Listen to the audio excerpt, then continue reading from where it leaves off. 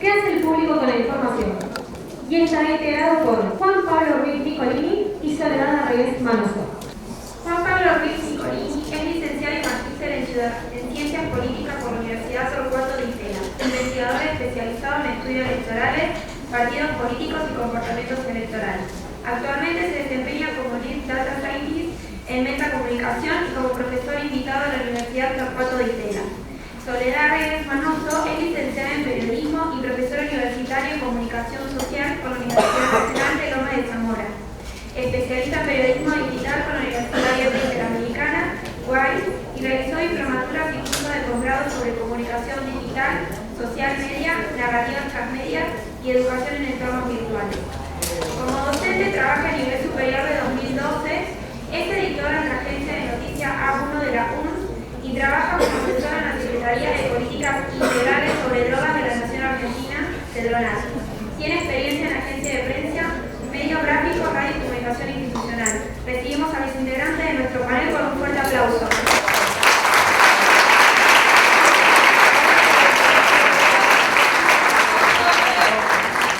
Bueno, buenas tardes a todos y todas. Por ser de la casa, me toca dar la bienvenida.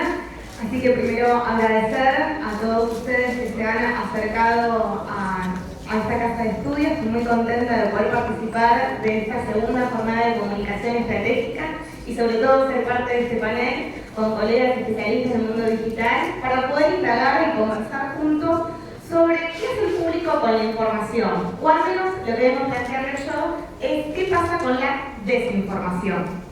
Desde el proyecto Desconfío, donde soy parte, buscamos indagar cuáles son las dinámicas que van tomando las campañas de desinformación y cuáles son las estrategias que tiene justamente el público para desenvolverse en este nuevo ecosistema.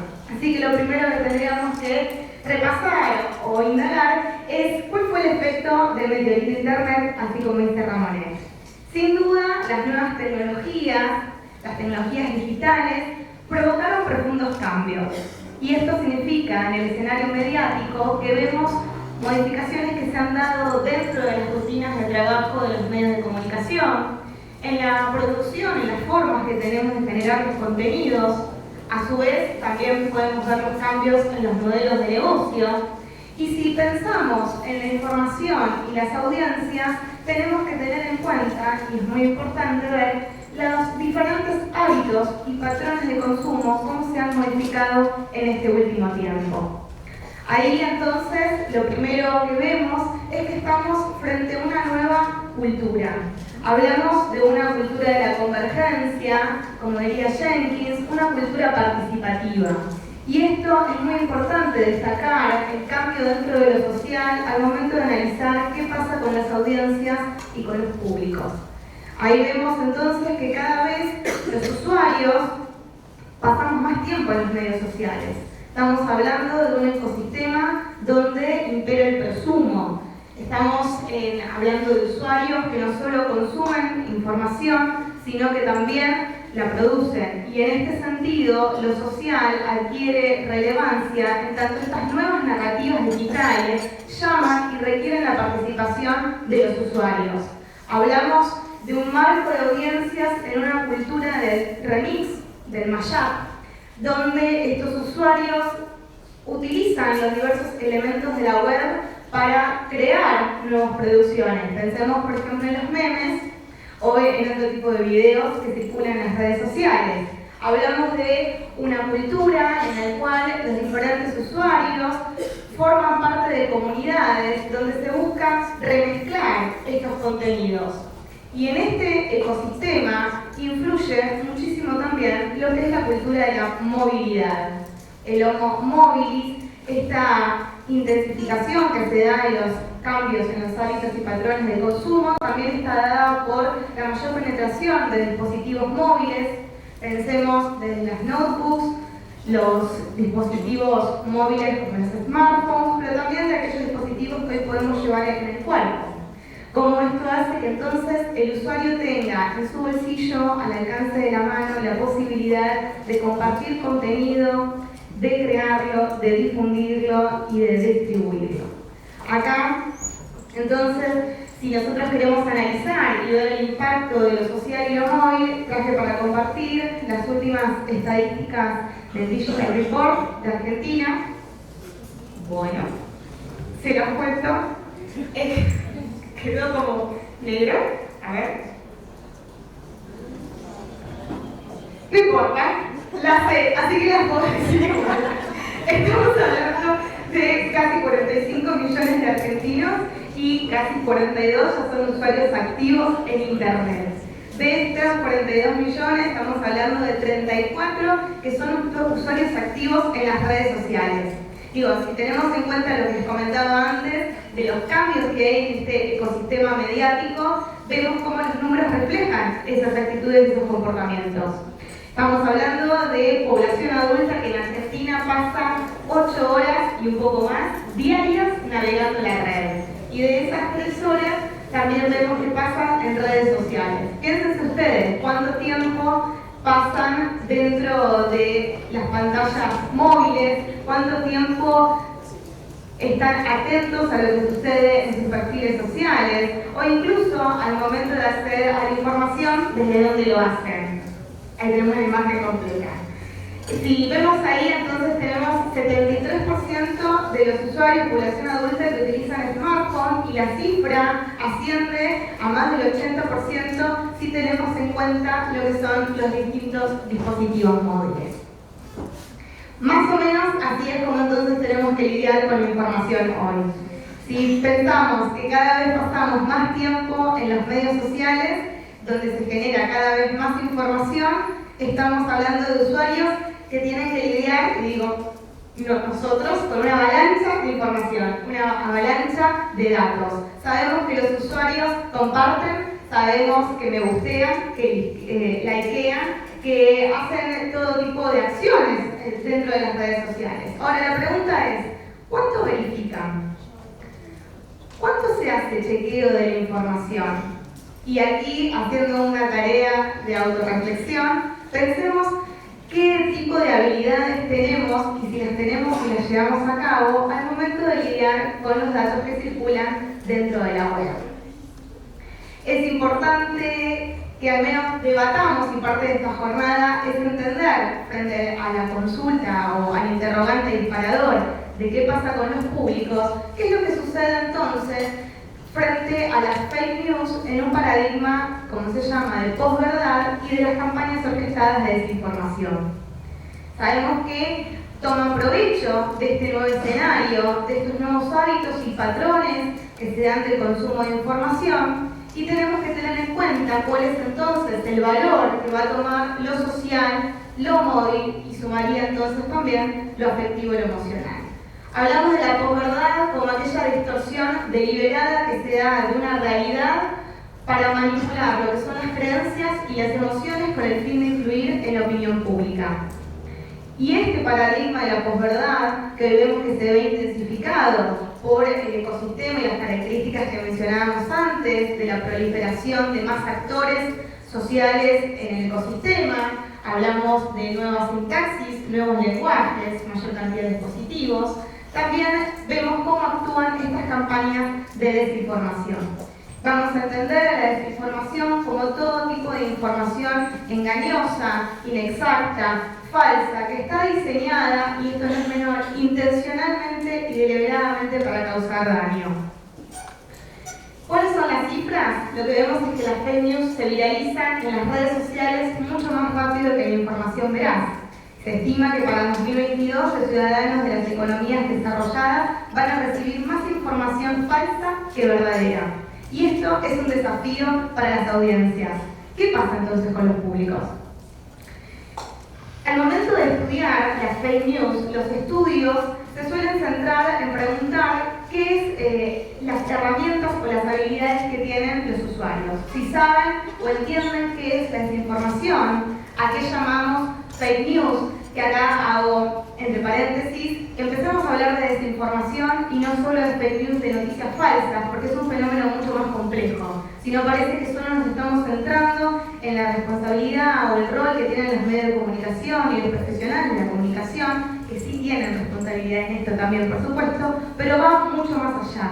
va también en las redes sociales, va en los memes, va en los servicios de mensajería y en otras muchas cantidades de tipologías que podemos analizar, entendiendo un contenido que puede ser inexacto, falso, manipulado o incluso podemos hablar de la parodia.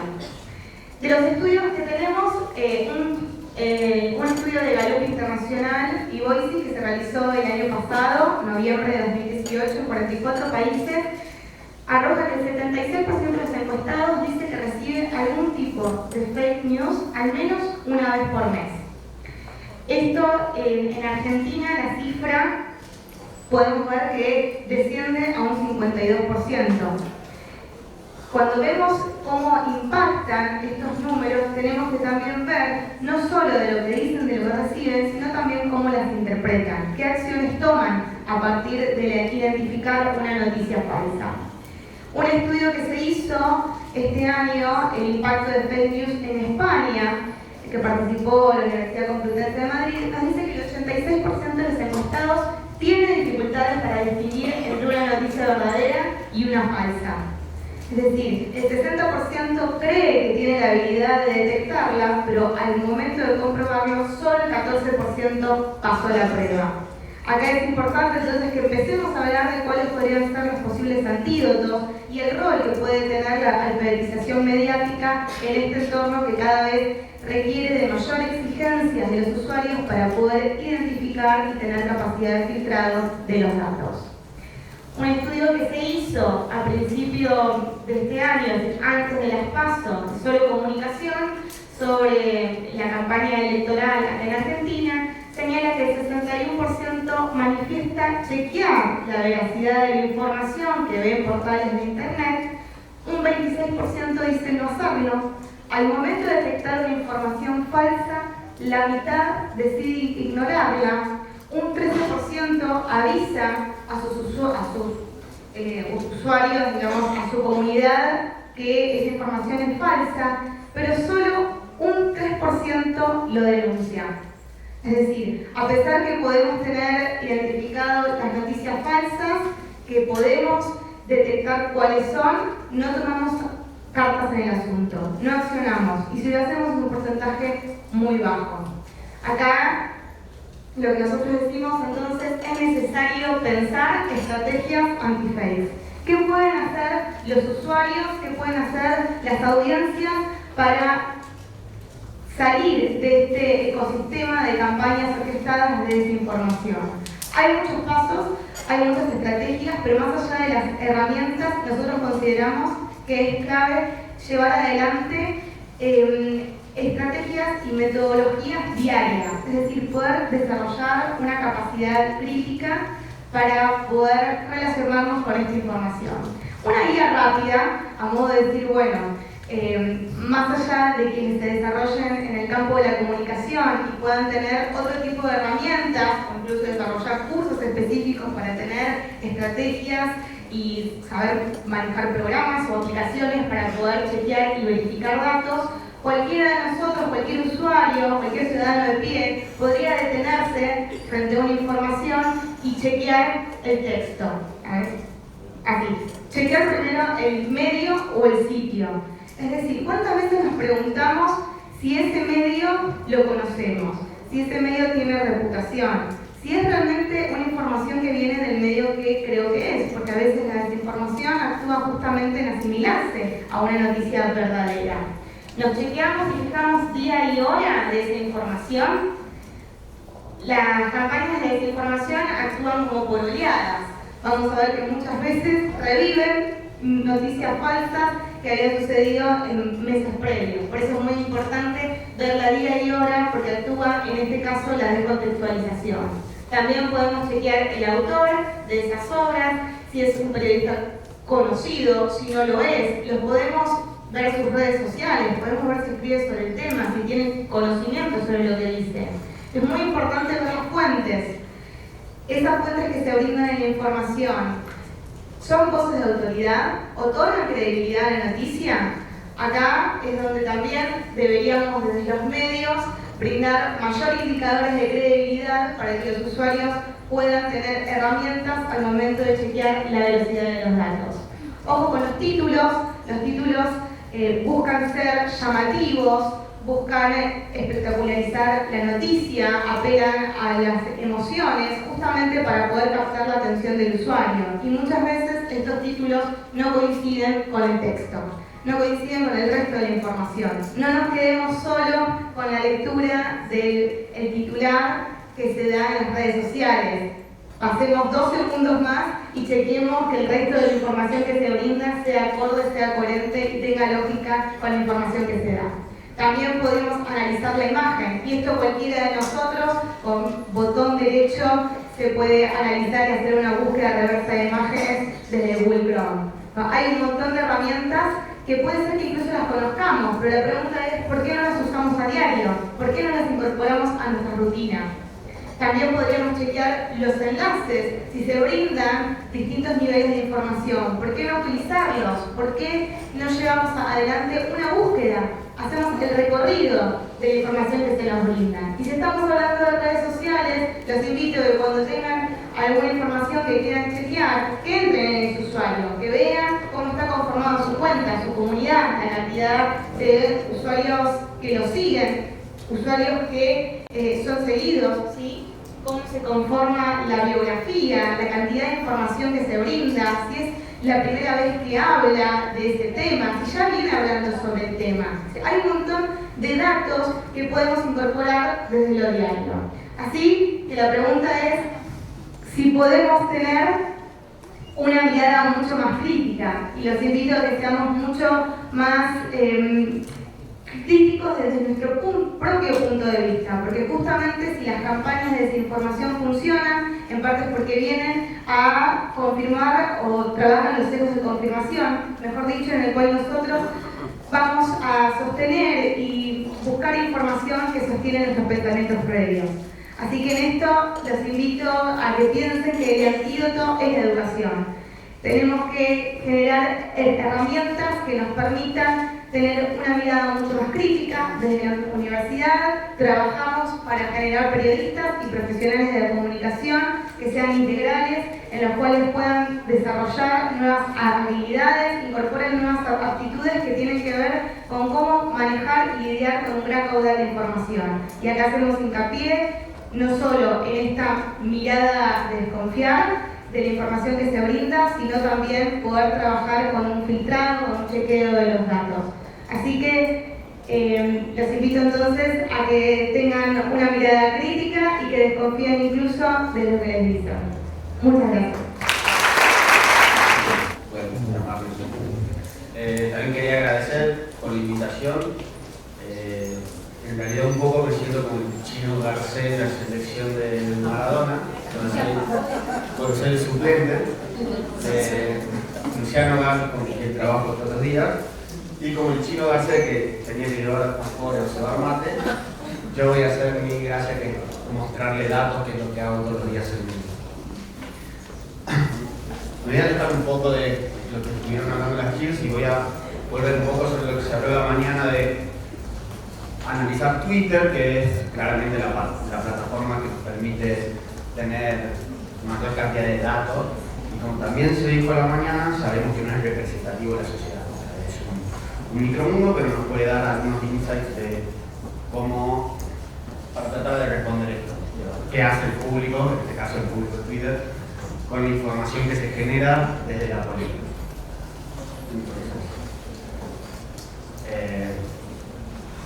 El punto de partida, digamos, en este contexto en el que se habló tanto, sobre todo en la campaña electoral de Big Data, y vimos el fracaso de Big Data en las campañas, lo que quería hacer como este primer punto, digamos, lo que hacemos cuando estamos analizando Twitter, estamos analizando una gran cantidad de información, gran volumen de datos que podemos capturar y analizarlos,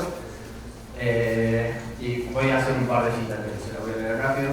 La incertidumbre que hay sobre el resultado de las PASO es tan grande que el mercado financiero, que los brokers que deben asesorar a sus clientes, es como invertir el dinero. Ya no solo miran lo que arrojan las encuestas para trazar los escenarios y hacer sus recomendaciones, también apelan en las herramientas tecnológicas de Big Data.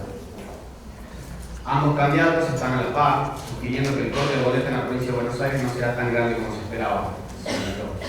Mauro Massa de Bull Market comentó que esta herramienta funciona mejor en general que los pasos, lo que está sugiriendo que Macri ganaría en octubre. El broker remarcó que nosotros hacemos Big Data, trabajamos mucho con Google Trends, tendencias de búsqueda en Google. Buscamos el volumen mediático de cada candidato, lo buscamos por nombre propio. Y acotó que si bien en la Argentina no está muy desarrollado, en Estados Unidos se utiliza mucho. ¿Okay? Este es Big Data. Es cierto, este es Big Data, es la interfaz de Google muy sencilla de usar, que todos podemos entrar para ver cuáles son las tendencias de búsqueda en Internet. Y este es el ejemplo de la búsqueda de los candidatos, no sé cómo funciona el láser, pero bueno, los candidatos en la elección brasileña. Y ahí veíamos que Jair Bolsonaro venía por arriba de Haddad, que era el candidato del PT. Y uno puede decir, Big Data funciona. Bolsonaro le gana el candidato de Lula, ¿no? Y esto es lo que vemos en la elección de 2017 en la provincia de Buenos Aires. Y a Cristina Fernández de Kirchner arriba de Esteban Bullrich todo el tiempo. Entonces, básicamente correlación es causalidad. Acá se ve que las tendencias se parecen a algo de lo que pasó en la elección, pero acá definitivamente no. Entonces, digamos, argumentar que usamos Big Data y con eso podemos orientar la campaña y lavar la cabeza de los votantes y definir la elección, básicamente es un número. ¿Okay? Javier Nave, las encuestas de Big Data usan inteligencia artificial para analizar los millones de datos que circulan por redes y predecir resultados electorales.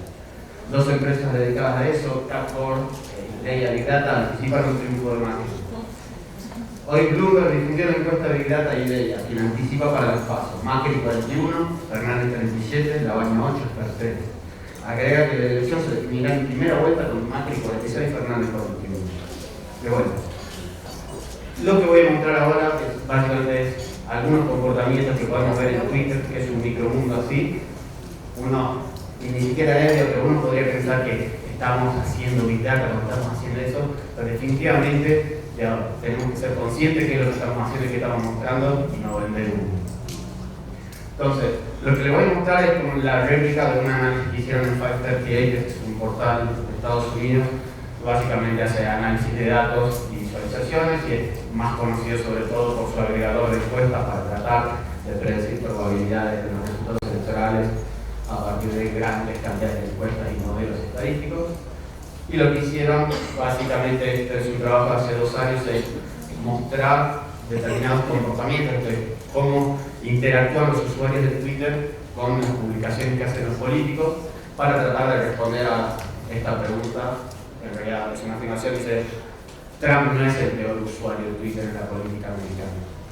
Y entonces lo que construyen es un ratio que básicamente lo que trata de analizar es para cada tweet, cada uno de los puntitos que se ven, cada tweet, cuáles son los 3 tipos de interacciones que uno puede tener con el tweet. Esto es, se puede responder a un tweet, que es lo menos frecuente, es una hipótesis, o se puede retuitearlo o darle likes. Entonces, la hipótesis detrás de esto es que el ratio va a ser, cuanto más grande, va a ser peor la performance de esa cuenta en el uso de Twitter, porque se va a dar, lo voy a mostrar rápido en la cuenta para que se vea y vuelvo para atrás, es esto. El ratio es la relación entre la cantidad de respuestas sobre la suma de faps y replies.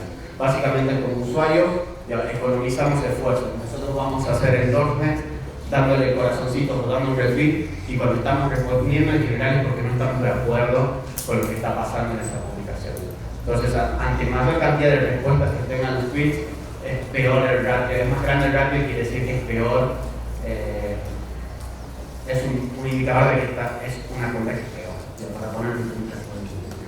Entonces, básicamente mostrar, si esta era la relación Trump, ahí tendría un ratio un poco peor que el de Obama. Básicamente tenemos retweets y likes en este vértice y las respuestas en aquel otro. Cuanto más cerca está de uno de los vértices, quiere decir que la relación entre los otros dos es más chica, y entonces mientras los tweets se vienen más hacia la punta de allá abajo donde están las respuestas, quiere decir que le está yendo peor. Entonces, cuando ven para una serie de políticos, estos son senadores en el Congreso norteamericano, se ve que hay muchos republicanos que están mucho más allá, hacia la esquinita del mundo malo, que es lo que funciona la cuenta de Donald Trump.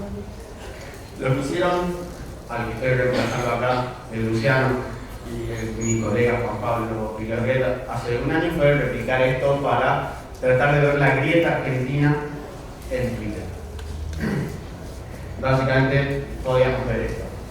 Veíamos que los integrantes que estaban adentro del espacio de Cambiemos y de Unidad Ciudadana, de hace un año, estaban mucho más pegados a la pared del bien, y a esta pared que une retweets y fados, y los que estaban por afuera de ese espacio se alejaban y se iban hacia la esquinita del mal. Entonces, básicamente lo que estaba mostrando es que las cuentas funcionan más o menos bien de cuando estás identificado con algunos de los dos espacios principales de la política argentina y cuando estabas en el angosto pasillito del medio te activa un poquito más para la cuenta que no. Este análisis está diferenciado para diputados, como hacían para el caso de los senadores en Estados Unidos, y vemos algunos casos ya salientes. Se ve un poco borrosa en esta filmina. La de allá arriba es la de Diego Bocio y la de acá abajo es la de los Penatos. Ya son como ya la peor y la mejor en el ratio y uno puede verlo por cuán pegado está la pared o por cuán a la esquina se van los tweets. Recuerden cada uno de los puntos es un tweet que publicó cada una de estas cuentas. Acá lo podemos ver resumido en un valor, ya decimos que Diego Bocio era el peor y los Penatos era la mejor en esta relación, en esta cuenta, y básicamente la intuición detrás de esto era Diego Bocio tenía una cuenta que había sido construida en su pertenencia original adentro de lo que era el Frente para la Victoria, y cuando a partir de 2015 se quedó como por afuera de ese espacio, ya, él publicaba con un público que tenía su cuenta que había estado más cercano a él, entonces ese público interactuaba básicamente lo que había publicado, para decirlo que no es eso. Y quizá el caso contrario, cuando uno lo ve a los Penatos, lo que uno ve ahí, ya esto está sobre todo analizado, esto está como hace un año en el contexto de la discusión de la ley de interrupción del embarazo voluntario, y entonces quizá habría podido sortear esa identificación partidaria que a veces lo lleva a levantar, que ya tiene un ratio bastante bajo. Y podemos ver que los primeros 5 de los que tienen esa peor relación, básicamente son los que tienen mayor cantidad de tweets hacia la esquinita de abajo a la izquierda, son todos los que estaban por afuera de la identificación de esos dos grandes espacios. Bocio, Moyano, los dos Servimío, Belcaño, Felipe Solá, Servimío y Victoria Aranda. Ninguno era ni de Cambiemos ni de Frente para la Victoria. Entonces, si no estabas de uno del otro lado de la grieta, te iba peor en el funcionamiento. Te iba peor quiere decir que el público que te consume, lo que son tus seguidores, los que ven tus tweets, interactúan con tus tweets respondiéndote, que es una acción que demanda más de los usuarios, de nosotros como usuarios, responder a tweets en vez de estar dándole corazoncitos o retearlos. Entonces, ya para verlo un poco hacia acá, ya veríamos que en Argentina ya funcionaba más o menos así. Vimos que los resultados de estas elecciones básicamente han empezado a cambiar un poco esta división en tercios, básicamente porque no eran tercios, pero dos partes de esos tercios se unificaron, y cuando tenemos que dar estos dos grandes espacios y vemos que están bastante pegados del lado de la pared.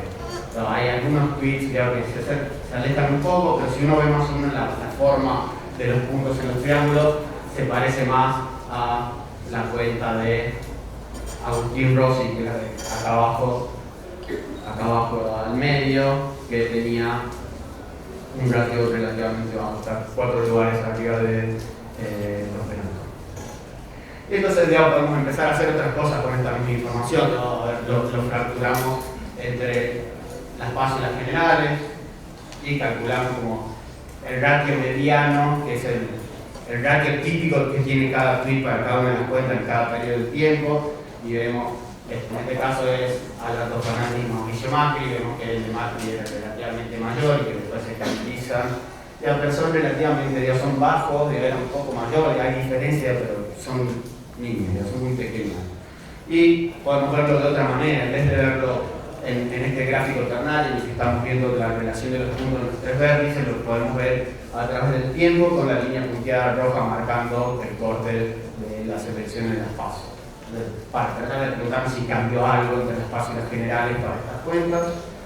Vemos que las de Alberto Fernández eran relativamente similares, los valores de valor típico, como que el de Macri mejoró un poco. No van a llegar a ver, pero justo arriba, en la de Macri del día 12 de agosto, ese es el momento que anuncia que está dando la conferencia de prensa de la mañana al día siguiente de las PASO. Claramente es el tweet que tiene un ratio muy por arriba de todo el resto de los ratios. Está casi el ratio suma casi 60 cuando el ratio típico para ese periodo de 4. Con lo cual, si puede ser el promedio sería mucho más grande que 4. Y lo mismo para Kicillof y Vidal, con valores muy similares. Y vemos eventos aislados, y ahí se ve, por ejemplo, esa de Axel Kicillof que está arriba del todo, la primera parte del paso. Eso es cuando se anuncia el preacuerdo de Unión Europea-Mercosur, y Axel Kicillof emite un tweet y se ve una banda de trolls que le caen encima y le inundan la cuenta. Pero ya básicamente les traigo algo que a veces se intenta hacer en la academia, que es un académico, pero se intenta hacer en la academia, que es mostrarnos resultados. Nos hicimos la pregunta, queríamos ver si pasó algo, fue una elección muy loca, ¿no? Pero vemos que son más o menos lo mismo, se mantiene más o menos lo mismo que veíamos en esta época sin el verde, porque el verde se metió en masa, salvo Pichetto, los que están adentro del azul. Entonces, no cambió demasiado, se sostiene esto, hay una gran polarización, como vemos en las elecciones. Los usuarios que interactúan con la cuenta de estos dos grandes espacios funcionan de una manera con ratios muy razonables. Y eso fue todo. Gracias.